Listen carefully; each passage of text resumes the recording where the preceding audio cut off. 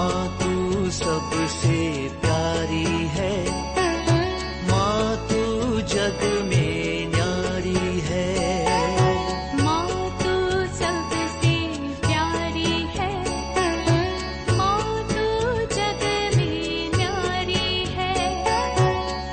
अपने आंचल में रखना, अपने आंचल में रखना। हमें वरदानों से भरना। माँ तू सबसे प्यारी है, माँ तू जग में न्यारी है। माँ तू सबसे प्यारी है, माँ तू जग में न्यारी है। पिता, पुत्र और पवित्र आत्मा के नाम पर आमीन। आप सबों को जय यीशु। आज हम लोग इस नोवेने के 6वें दिन में माता मरियम के दयालुता के विषय में मन चिंतन करेंगे। हम लोग पवित्र बाइबल में पढ़ते हैं संत लूकास सुसमाचार अध्याय 6 वाक्य 36 में, लूक चैप्टर 6:36 में लिखा है, अपने स्वर्गिक पिता जैसे दयालु बनो। अपने स्वर्गिक पिता जैसे दयालु बनो। जिस प्रकार ईश्वर दयालु है, उसी प्रकार हम सबों को दयालु बनने की जरूरत है। संत पौलुस कोलोसियों को लिखते हुए, कोलोसियों का पत्र अध्याय 3, कोलोसियंस चैप्टर 3 वर्स 12 वाक्य 12 में लिखा है, आप लोग ईश्वर की पवित्र एवं परम प्रिय चुनी हुई प्रजा है। इसलिए आप लोगों को ईश्वर के उन गुणों को अपनाने की जरूरत है। कौन सी? अनुकंपा, सहानुभूति, विनम्रता, कोमलता, सहनशीलता आदि आदि ईश्वरीय गुणों को अपनाने की जरूरत है करके संत पौलुस कोलोसियों को लिखते हुए कहते हैं। उसी प्रकार संत पेत्रुस अपने पहला पत्र अध्याय 3 वाक्य 8 में भी कहते हैं, हम सबों को भ्रातृ प्रेम में रह करके इस प्रकार दयालु बनने की जरूरत है। बाइबल के अंदर अनेकों जगहों पर, चाहे वो ईसा मसीह के टीचिंग हो या शिष्यों के, हम लोगों को अनेकों ऐसा घटना भी देखने के लिए मिलता है। हमसे आग्रह करते हैं कि ईश्वर के समान हम भी दयालु बनो। अब हम लोग देखते हैं माता मरियम में इस गुण से भरा हुआ है। कैसे मिले? जब पवित्र आत्मा से वह संपन्न हुई।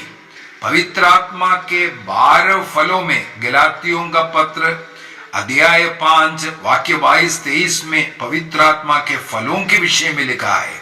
उनमें से एक महान फल है दयालुता। इस प्रकार पवित्र आत्मा से भरने के कारण और ईश्वर की मां बनने की कृपा मिलने के कारण वो बिल्कुल दयालु बनकर के रहा। दयालुता का वो फल उनमें हम लोग अनेकों जगहों पर देख सकते हैं। काना के विवाह भोज को उदाहरण लीजिए। काना के विवाह में वहां पर जब अंगूरी घट गया, उस परिवार के उस स्थिति को देख करके मां के हृदय में दया उमड़ आई। वो तुरंत अपने बेटे के पास मदद के लिए पहुंचते। दयालु मां का इस प्रकार का अनेकों जगहों पर बाइबल के अंदर हम लोग देख सकते हैं किस किस प्रकार वो दयालु बन करके कार्य किया। चाहे अपने कुटुंबिनी एलिजाबेथ बुजुर्ग अवस्था में वो गर्भवती हो गई, ये सुन करके उन पर दया खा करके वो उनके परिवार में जाता हुआ, या हम लोग देखते हैं क्रूस के नीचे उस सबसे दुख कष्ट पीड़ा के समय पर मां वहां पर पुत्र के करीब रहता हुआ। और हम लोग देखते हैं पेंतिकोस्त तक शिष्य समुदाय को एकत्र कर प्रार्थना भक्ति का जीवन जीते हुए वो अपने शिष्यों के साथ अपना दया दिखाने वाली उस माँ को हम लोग देख सकते हैं। कैथोलिक कलीसिया का धर्म शिक्षा ग्रंथ कैटेकिज्म ऑफ कैथोलिक चर्च 2618 के अंदर 2618 के अंदर हम लोग उस काना के विवाह के विषय में वर्णन करते हुए माँ उनके जरूरत में किस प्रकार एक करुणा दया से भर करके उनका मदद करता हुआ वहां पर वर्णन किया हुआ है। और उसी प्रकार बाइबल के अनेकों जगहों पर माता मरियम के इस करुणा दया को हम लोग देख सकते हैं, क्योंकि वो पवित्र आत्मा से भर करके जीवन जी रहे थे। ईसा मसीह ने भी जैसे भूखों को देख करके उनके हृदय में दया करुणा उमड़ा, पापियों को देख करके और जो भटके हुए लोग, बीमार लोग, ऐसे सभी लोगों के साथ प्रभु दया दिखाता हुआ, इसलिए प्रभु ने सिखा तुम दयालु बनो, क्योंकि ईश्वर पिता दयालु है। हमें इस प्रकार दया के विषय में सिखाने वाला प्रभु स्वयं अपने जीवन भर मानव जाति के प्रति अपना दया दिखाए। और उनकी माँ का त्योहार मनाते हुए, उनका बर्थडे के पूर्व में हम लोग अपने को तैयारी करते हुए माता मरियम के उस गुण को हमें अपनाने की जरूरत है। इस दया का अनेकों महत्व है। सबसे पहली बात है, ये ईश्वरीय गुण है। ये एक ईश्वरीय गुण है। जो व्यक्ति पवित्र आत्मा से भरा हुआ है वो अन्य लोगों पर तरस खाने वाले, दरिद्रों पर, दुखियों पर, पीड़ितों पर दया दिखाने वाले व्यक्ति बनना जरूरी है। वहां पर हम लोग पवित्र आत्मा का उस दयालुता को देखते हैं। माता मरियम को हम लोग एक अच्छा मध्यस्थ के रूप में भी देखते हैं। कौन मध्यस्थ बन सकता है? जो दूसरों पर, दूसरों के कष्टों पर, दुखों पर दया दिखाने वाले।